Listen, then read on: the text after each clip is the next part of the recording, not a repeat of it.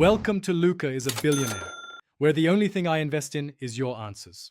You start by preparing the Switch 2 and mouse so input is reliable.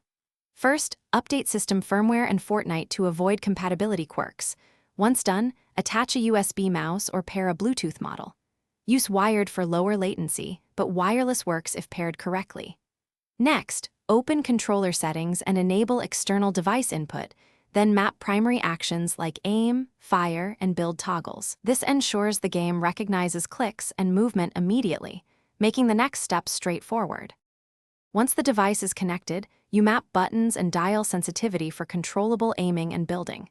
In Fortnite, go to Input then Mouse and Keyboard, pick a close preset and switch to Custom to fine-tune.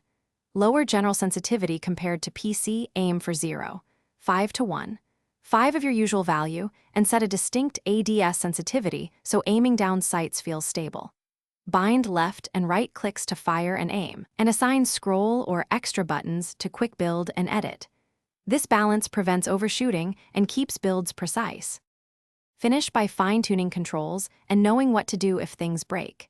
You should spend time in creative mode, making micro-adjustments to DPI, smoothing, and polling rate until flicks and edits feel consistent. If input drops or stutters, first replug or repair the mouse, try a different USB port, and test another mouse to isolate hardware issues. Make sure to reset to defaults and reapply proven binds when persistent problems occur. This clears bad configs and quickly restores playable controls.